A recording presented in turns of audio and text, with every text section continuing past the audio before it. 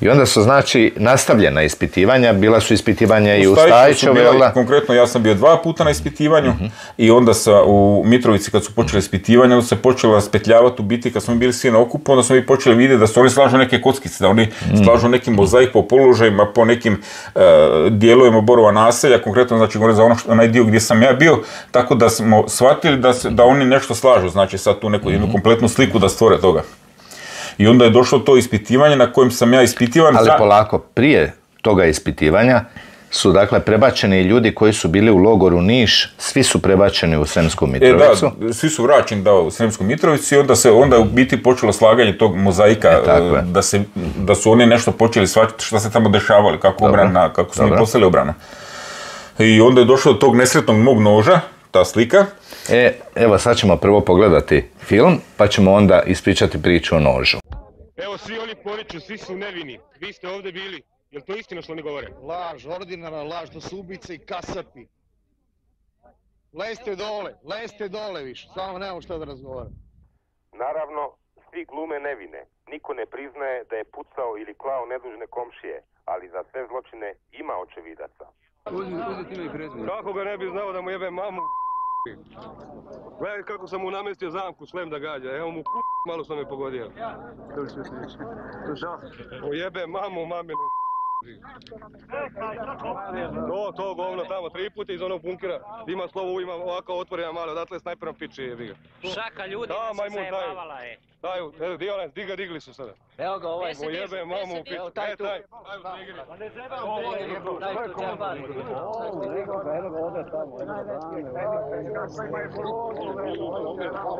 Mada razloga i za to ima previše. Regularne jedinice JNA ne dozvoljavaju izliv osvetničkim osjećanjima.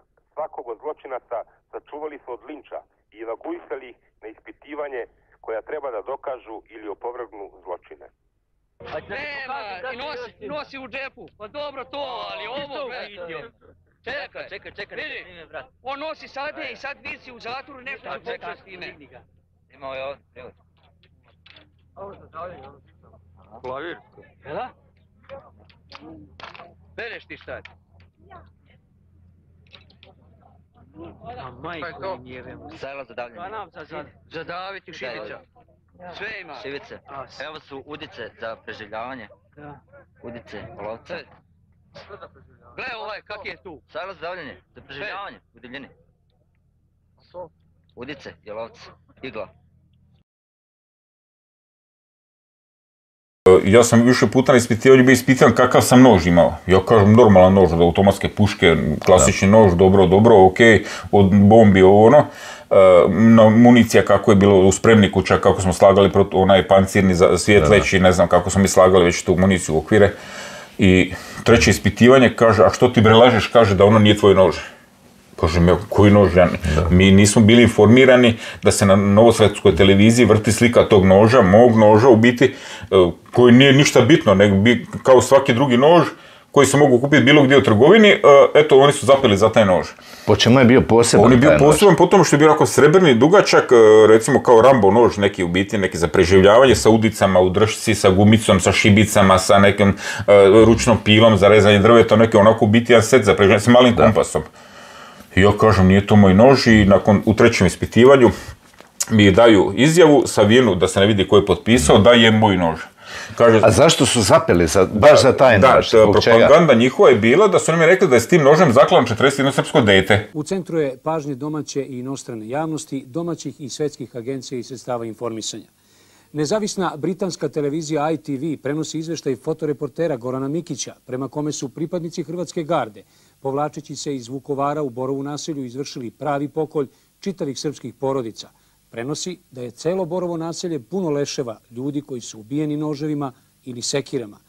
ITV javlja da ovaj fotoreporter prenosi izjave vojnika Jugoslovenske narodne armije koji kažu da je 41 srpsko dete zaklano. Ova vest na teletekstu ITV-a daje se kao hitna. To je prvi put da se javlja o masakrima koje vrše hrvatski gardisti. Reuter javlja da su hrvatski vojnici optuženi za masakr 41 deteta prilikom povlačenja ispred snaga Jugoslovenske narodne armije.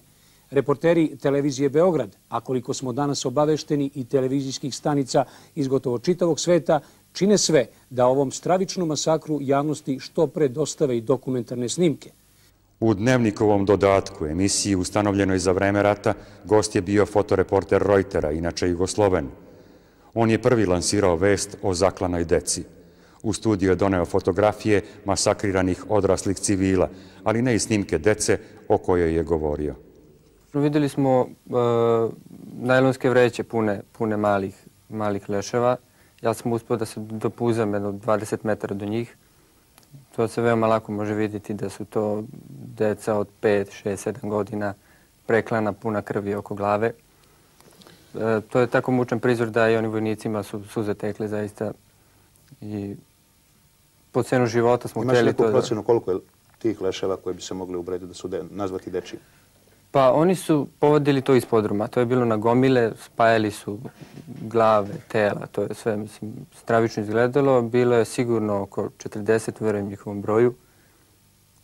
Preciznije nisam mogao da brojim, ali... Dobro, imaš li fotoaparat? Da. Jesi li probao da snimiš? Probao sam da snimim, ustao sam, međutim, praštali su meci oko mene i jedan od vojnika je repetirao pušku i naredio me da se pustim jer bi ja ostalo poginuo kao i on. Tebi izričito zabranjeno bilo da to snimaš? Da. Imaš li neku predstavu da li je to neko snimio? Pa ne znam, pretpostavljam da je vojska to uradila, mislim, to bi bilo realno i trebalo bi to da se objavi. Dan posle ovog gotovo ceo Dnevnikov dodatak posvećen je ovoj temi. U studiju je jedan pukovnik, stručnjak za specijalni rat, koji bi trebalo da gledaocima stručno objasni o čemu se tu radi. Snimci zločina još ne postoje, komisije koje su izašle na teren nisu pronašle dokaze i ne žele da govore za televiziju, ali je tu novo svedočenje. Ovog puta jedne italijanske novinarke. Nalazila sam se sa grupom vojnika dobrovoljaca u jednom vojnom džipu. Stigla je vest da je ubijeno 40 srpske dece. Rečeno nam je da idemo to da snimimo kao dokument. Došli smo da tražimo decu na to mesto u blizini fabrike, ali leševe dece više nije bilo tu. Rečeno nam je da su u toku noći odneseni.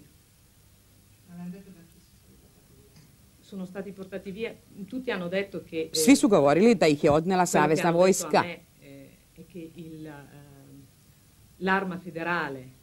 U trenutku kada su urednik i njegov gost hteli da poentiraju emisiju, usledio je obrt. Pristiže demanti Jugoslovenske narodne armije. Lako je primiti novinarski greh. Čovjek je bio, taj momak, fotoreporter Reutera, vrlo uverljiv, pre svega jer imao više desetina fotografija iz neposredne blizine koje su drastične po onome šta prikazuju. On je mlad, mene se doimao vrlo korektno i vrlo uzbuđen je bio celo to vreme. Ako je već uverio Reuter, mi smo prvo preko Tanjuga dobili vest italijanske televizijske mreže, pomozi mi reći, Batu. Ansa. Da. Mi smo po tragom te vesti našli čoveka, jer baš se ovako novinarski radovali, evo brzo reagujemo, evo čoveka na koga se pozivaju svetske agencije. Pod pretpostavkom da to i nije tačno, sad ne možemo reći jeste tačno, ni nije tačno, jer ni za jedno ni za drugo nemamo uverljive dokaze, a najlakše se izvinuti kad si u najnormalnijim uslovima otme dezinformacija, a kamoli u ovoj ratnoj psihozi gdje ima ljudi koji ponekad ih haluciniraju. Ma kojim, šta vi pričate, ja nisam imao veze o čemu oni pričaju. Mi nismo znali da je u biti propaganda ta bila da je neko od tih novinara srpskih prosao neku priču, da je neko poklon neku djecu i da je ta priča demantirana nakon 2 dana. Znači, to je u Srbiji potvrđeno, demantirano, međutim, oni su tu informaciju da mi nismo bili informirani i dalje u logoru koristili da nas zlostavljaju, maltretiraju. Ko je poklao srpsku decu, jel? Da. I sad, konkretno slučaj nož bio moj, jer sam ja to dobio prijatelja Dana Marinovića iz Zagreba za poklon kad sam došao kod njegov posjetu i sad zanimljivo je bilo da sam ja kasnije u razgovoru nakon logora sa nekim braniteljima koji pa i meni su ispitivali za tu djecu, kao rekli su poklali ste decu, pa je neko, moj prijatelj Jan iz Vinkovaca, njemu je zaklo malog Mikicu ispeku u nekoj krušnoj peći negdje na domu tehnike. Kaže on, i onda na domu tehnike dečki su imali više ti, recimo, suočavanje s tim nekim stvarima, nekog Mikicu malo. Čekaj, je li to vezano za ono da se srpska beba peče u tavi, je li to ta priča? Da, u rerni, u tepsi nekoj, da. Pričekajte onda, sad ćemo pokazati još jedan video. Imate primjera da su nekoga ubili, preklali ili nešto mu uradili, od takvih primjera zlodela koje su činili? Ja sam ranije otišao, ja nisam, ali kako znam da je bilo i kakvi još mučenja i šta su radili. Šta je bilo? pa klanja, oči kopali, prste sekli, nokte od djece, u tepsijima smo nalazili djecu koja su htjeli peći, sjekli. U tepsijima smo nalazili na slobodnim teritorijama. Kopate vojnicima, glava osječena, rasporen, koji je bio ranjen, pa su ga dokrajčili. I teritorijalcima. Nemaju milosti ni prema ranjenicima, prema nikome? Prema nikome nemaju milosti. Ja ne znam kako je su to životinje ili šta su to. To nisu ljudi. Nastavi dalje. I onda smo mi shvatili u biti koliko smo mi bili žrtve te njihove propagande, da u biti srpski narod u Srbiji, znači sve je prihvatio što mi je bilo servirano na televiziji, oni uopće nisu bili svjesni, recimo, nakon tog demanta za tu djecu. Pa mislim, kako nije niko postojao? Pa 41 srpsko dijete nije postojala u Borovom naselju, a daj da bi ga neko, taj njih nije bilo djece uopće, nije bilo čak ni naše djece, vrlo malo u biti ono što je ostalo po skloništima. A i Srbi koji su bili, i danas moraju priznat, jer smo mi hranili po skloništima i Srbe i Hrvate, znači nije se po tim podrumima, nije se nikad gledala razlika, mada su oni prokazivali nas nakon pada, ali ne kaže i jedan Srbi koji pošten je, pa mi smo bili Srbi su kod nas bili na položaju. Hranu im donosili, razumiješ, znači mi smo od svojih usta otkidali, nosili civilima i Srbi i Hrvati nismo gledali ko šta. Mislim, to je trebalo, narod, ako treba, nakon 30 godina nek narod srpski pogleda, znači samo činjenice. Ne, oni još uvijek vjeruju u to. Gledam na YouTube, još uvijek se vrte te neke snimke. Oni su uvjereni stvarno da smo mi bili ustaše. Žalosno, mislim, ja sam u jednom ispitivanju čak rekao, ja ustašu nisam vidio, ali sam četnika vidio. Tako je. Znači, mi kad smo sjeli autobuse u Borovu naselju, kad su nas potrebali autobuse s lijeve strane, tamo od kombinata, tamo je stojalo jedno 30-ak četnika sa bradama, sa kamama, kao u filmu Sutjeska i Neretva. To se sjećamo kao i danas, da su oni definitivno tamo bili više kao provokatori, ne vjerujem ja da su oni bili nekakav vojsko, mi s njima u kontaktima nismo bili, znači da su oni bili negdje u nekim napadima, u nekim akcijama, znači to su više bili psihološki, da oni dižu moral njima kao vojska neka. Eto, mislim, to sam vidio, znači, ali ustaše nisam vidio. A zapravo su oni tražili nekakve ljude kao protiv koji bi podigli optužnice baš za ta nekakva zlodjela koja su izmišljena. I reci mi na kraju, su podigli protiv tebe kakvu optužnicu? Meni je rečeno na tom zadnjem ispitivanju, to je bilo, ja sam 27.3. izašao, znači to je bilo negdje 20. Taj oficir koji je mene ispitivao je igrom slučaju bio oficir s kojim sam ja bio u JNA, u biti on je bio u kasarni, nisu gdje sam ja bio u Ljubljani u Varšavi, Tito kasarni, i on je meni rekao, kao si ti mene sjećaš, kad sam njemu rekao vojno poštu, pa rekao ne, kažu meni, ja sam bio isto u toj kasarni, kažu u zgradi Vojnog suda. Ja kažem, pa dobro sad, rekao, ne mogu sjetiti baš, rekao, ja sam bio 2265/2 kod Nikolić Predraga, recimo, i kaže on meni, kaže, šta ti radiš među ustašama? Rekao, nisam ja ustaša, kaže on meni, nisam rekao da si ti ustaša, nego šta radiš među njima? Onda sam njemu rekao, ja nisam ustašu vidio, ali sam četnika vidio. I on mi je rekao, donio me taj neki spis i rekao, ovo je optužnica protiv tebe, znaš kada ćeš ti da izađeš odavde? Kaže, nikada. Kaže, imamo 20 godina da te osudimo. To je bilo znači 20.3. 27.3. razmjena. U 3:15 ujutru dolazi, otvaraju se vrata i prozivanje kreće. Znači, i kaže, svi na jednu stranu sobe, na drugu stranu sobe koje pročitam. I pročitao je 15 ljudi iz moje sobe, znači ja nisam bio u tih 15. I ide se u razmjenu, da ljudi skupe svoje stvari. To je bilo u 3:15. U 5:15 dolaze, kaže, neka se spreme i ovi. I čita Milan Šebalj i nas još 5. Da. I ja se spremam, znaš, još dečki ja iz Rijeke, gače, nisam ni imao gače, znaš. Kažu meni, kaže, bježi sam, ponesi pismo, Lukić mi kaže, nosi ženi, šalji pismo, znaš. I sad kao ne kužim, nije mi jasno, znaš, ovaj mi rekao, neće nikad izaći van. I sad mi izlazimo, znači, iz soba, postrojavaju nas, ja nosim 2 pisma u gaćama sakrivena za Lukića Ivicu, da pošalje Vesi ženi u Beč. I oni mene pretresaju i ne osjete normalno, i, znaš, i sad kako su stavili tako rašenih ruku i nogu, i na nas prozivaju, mi ulazimo u autobuse i kreće, znači, taj konvoj, idemo do Nemetina. Ulazimo u Nemetin, 7 autobusa, ja sam u zadnjem autobusu, na zadnjem mjestu, znači, ja i Franjo sedla na zadnjem mjestu sjedimo, znači, dasi. I ulazi taj oficir na razmjeni, znači... Ovaj što te ispitivao? Da, ulazi on i mi sad izlazimo van jedan po jedan i kaže on meni, šta ćeš ti bre ovdje, kaj? Ja kažem, pročitali me. Kaže, ajde bre kući sad, kaj nemoj više da se sretnemo, kaže ovim okolnostima. Rekao, nećemo se sigurno sresti više nikad, rekao. To je bila naša riječ, onako, nije bio čak ono neprijateljski raspoložen, moram reći, nego kao bio iznenađen, šta ćeš ti bre ovdje? Znači, on je znao da je ta optužnica u biti lažna, da od tog neće biti ništa. Kad su oni mene, možda je mogao i mene, možda je imao neku mogućnost da mene vrati nazad. Mislim, ne vjerujem, ali evo, mislim, kad je to bila već tako dogovorena razmjena. Uglavnom, protiv svih nas ostalih je bila podignuta optužnica pobuna protiv ustavnog poretka, takozvane SFRJ. A kažem, a ovakvi nekakvi slučajevi... Je, zato što ja sam morao, kad smo mi u biti shvatili da ćemo mi morati ono prije zarobljavanja, da će se nešto sama desiti, ja sam službenu legitimaciju, posebne legitimacije, što sam imao jednu, i to sve sam uništio. Ostavio sam samo osobnu iskaznicu. I tu osobnu iskaznicu mi nisu vratili. Znači, oni su vraćali po ulasku autobusa nekom dokumente, a moju osobnu iskaznicu zadržali. Znači da iz nekog razloga je zadržana. Da. Ajde, dobro. Ja se sjećam da u Stajićevu, ne znam da li se sjećaš da su išli s kamerom pa da su mi morali pričati svako ko je bio u kojoj postrojbi sve. I tamo su nam sve uzeli i što smo imali i satove i zlato i nakit. Da, ali recimo Svetog Antu mog nisu uzeli.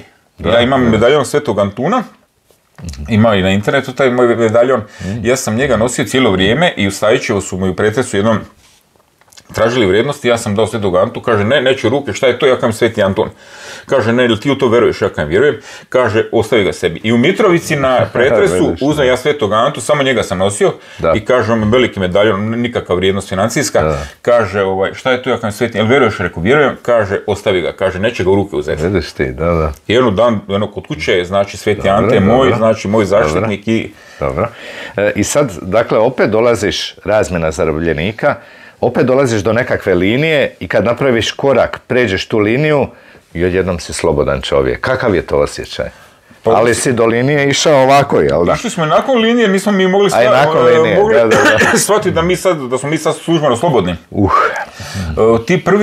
Ti ulasci u autobus, taj prvi kontakt s normalnim nekim ljudima, sa gardom iz Osijeka koji je došao Nemetin na samu tu liniju razgraničenja, donali nam sendviče, sokove, onako grli nas ljubena, znači ljudi vide u kakvom smo stanju.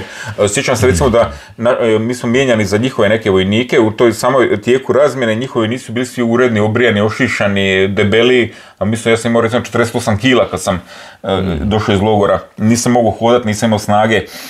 Znači, o tim uvjetima, znači koliko Hrvatska država brinila za njih i koliko su oni nisu brinili za nas, to je bilo onda evidentno, mislim.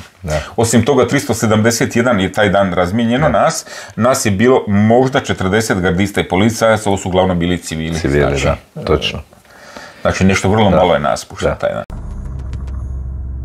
Nakon više od 4 mjeseca zatočeništva, po principu svi za sve, 27. ožujka 1992. u Nemetinu, nedaleko od Osijeka, razmijenjen je 381 hrvatski za 40 srpskih zarobljenika. Oslobođeni Hrvati, većina branitelji Vukovara, ali i civili, pušteni su iz srbijanskog logora u Sremskoj Mitrovici. Zatočenici su bili izloženi okrutnim fizičkim zlostavljanjima, silovanjima, verbalnim i ostalim oblicima iživljavanja, poput izvođenja na lažna strijeljanja. Bili su zatočeni u krajnje nehumanim uvjetima, korišteni za obavljanje teških fizičkih poslova i dobrim dijelom lišeni osnovne medicinske pomoći. U takvim uvjetima u Mitrovici je zadržano 1500 ljudi. Konstantno su bili podvrgavani takozvanim ispitivanjima, te su pod okrutnim metodama priznavali krivnju za ono što im se stavljalo na teret. Sremska Mitrovica bila je najveći logor za hrvatske zarobljenike na teritoriju Srbije, a u rujnu i listopadu 1991. još su osnovani i logori u Šidu, Begejcima, Stajićevu, Nišu i drugdje. Ukupno je iz logora s područja tadašnje Savezne Republike Jugoslavije razmijenjeno gotovo 3900 zarobljenika, od čega ih je više od 3500 bilo u zatočeništvu na području Srbije i manji dio u Crnoj Gori. Iako izmučeni, logoraši nisu skrivali oduševljenje po dolasku u Osijek, kao i poslije kada su napokon stigli u Zagreb, gdje im je pružena medicinska skrb. Ipak, još više od 700 zatočenika Sremske Mitrovice prolazit će mjesece tortura, da bi najveći dio njih bio pušten tek u kolovozu 1992. Zanimljivo, u Zagreb su 27. ožujka stigli protjerani civili iz Tovarnika i Njemaca, a u Zadar skupina od 108 hrvatskih civila, prognanih s područja Benkovačke općine. Republika Hrvatska morala se nositi s izbjegličkom krizom, koja se dodatno pojačala nakon izbijanja rata u Bosni i Hercegovini. I sad došao si na slobodne teritorije Republike Hrvatske, došao si doma, jel tako, u Vinkovce. Kako je to bilo? Su znali da ćeš doći? Nisu znali, došli smo prvo u Našice. Nakon Osijeka su stali autobusi u Našicama i od moje mame, jedna gospođa što je radila s njom, tražila je nekog svoga i vidjela mene na ulazu u autobus i kaže, joj, javit ću tvojima da si izašao na slobodu. I sad priča meni pokojni moj otac, kaže, ona nazove, kaže, Zora, kaže, Mile ti kao vani, kaže, daj, nemoj me zafrkavati, kaže, on je tamo u Mitrovici, kao je vidjela ga, ja sinoć kao je pričala s njim, kaže, ošli je za Zagreb, kao ošli smo na liječničke preglede i to. I bio sam u Zagrebu 2 dana. I onda sam došao u Vinkovce i kad sam došao u Vinkovce, onda sam u biti vidio te razmjere, u biti rata, razaranja koje je u odnosu na Vukovar, Vinkovci su ostali čitavi. Struja, voda. Struja, normalni uvjeti, novine, vidiš televiziju, vidiš radio, vidiš ljude, vidiš normalno. U Zagrebu me skoro tramvaj zgazio 100 puta, ja nisam znao hodat po cesti, dezorijentiran.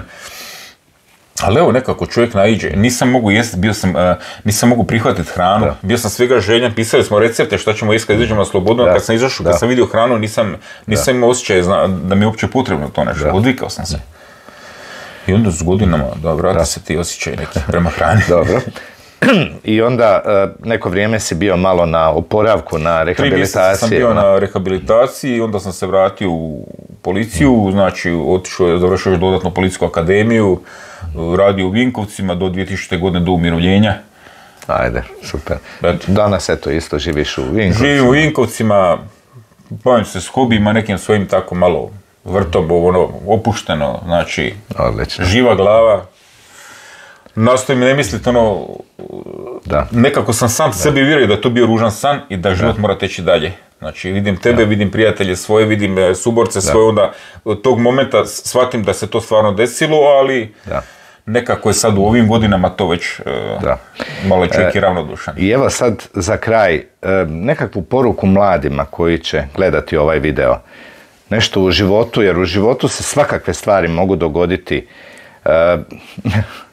Kakve imamo susjede, jel da, kakva je situacija u svijetu, nekakav savjet možda njima.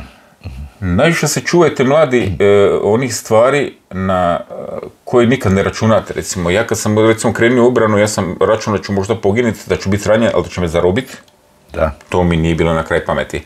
Znači sve ono, to su jednostavno situacije na koje se niko ne može pripremiti. Znači, poruka mladima je da u biti sve te, kako bih rekao, da se pripremaju za ono najgore uvijek i da budu oprezni. Da budu spremni, da. Jer nikada, ja ne vjerujem da ikada u povijesti Hrvatske se vodio takav rat, takva borba za opstojnost Hrvata i da se toliko žrtava je palo da bi mladi danas uživali u ovome. A žalosno gledamo, raseljavaju se, napuštaju ognjišta, nemaju gdje raditi ovo. Mi gledamo, ne protiv stranih radnika ništa, ali mislim, ti danas poslodavci koji zapošljavaju strane radnike nisu Hrvate htjeli plaćat, znači to govorim javno, nisu Hrvate htjeli plaćat, a sad plaćaju uvezenu radnu snagu. Strane radnike, da. Znači, poruka mladima je, borite se za Hrvatsku i čuvajte to što smo mi donijeli nasljeđe. Nas je svaki dan sve manje.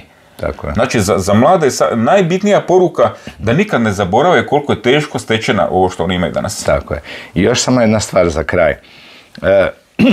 U Vukovaru, Vukovar je bio u potpunom okruženju punih 88 dana. Svaki dan je u prosjeku na grad Vukovar padalo oko 5000 granata. Zaista kiša granata je padala svaki dan. Svi mi smo imali nešto što nas je držalo na životu. Mene je osobno držala vjera, jer ti si bio svjestan kad ideš na stražu, kad ideš u akcije, da tvoj život zapravo nije tvoj, da ne ovisiš od svoje spretnosti, brzini i to sve skupa, već samo o Bogu. Što je tebe držalo u tako teškim situacijama? U najtežim trenucima u ratu me držao moj Sveti Ante, što kažeš vjera. Znači, definitivno, taj medaljon Svetog Antuna, kad mi je bilo najteže, uvijek sam se primio za njega i uvijek sam rekao, Sveti Ante, pomozi, nek bude Božja volja, ali evo, u biti, bio još jedan događaj, recimo gdje sam, kako smo bili to istoreno položaju, mi smo imali jedan otvor prema Borovu selu. I recimo, ja sam zakoračio taj hodnik, puno je priča duža, ali u biti Zoljom ili Maljutkom su pogodili oni taj prolaz i sve šporete i krevete koji su bili kao prepreka da ulaze municija su mene to sve zdrobilo. I ja sam u tom hodniku bio po tim tonu toga šuta i tih šporeta i oni su već rekli da sam ja smatrao da nisam preživio to. I kad su me izvukli van, medaljon Svetog Antuna mi je bio za vratom i ja sam rekao, oni su svi smijali jer ja nisam vidio dok nisam gledao od mene se vidi samo oči, sve je bilo prah neki, ali samo zahvaljujem Svetom Anti na tim nekim zaista situacijama koje sam ja tamo preživio. Ne ja, moji dečki, to je bilo zaista od raketiranja, od te sređene paljbe, naš položaj je bio zasipan danonoćno. I mi smo zaista, eto, samo osim tog našeg Mirabela nestalog, zaista svi prošli oko sa manjim ranjavanjima. Da. Milane, od srca ti hvala na ovome razgovoru i evo posebno zbog djece i mladi koji ovo gledaju, evo da shvate koliko je zapravo bilo strašno u bitki za Vukovar. Evo, neka se ne zaborave zbog naših poginulih i nestalih prijatelji. Puno pozdrava. Pozdrav. Razgovor je vodio i snimao vukovarski ratnik Damir Plavšić, koji je i autor serijala Oči u oči sa herojima Vukovara, Istina o obrani grada. Zbog širenja istine o obrani grada Vukovara dozvoljeno je dijeljenje ovoga filma.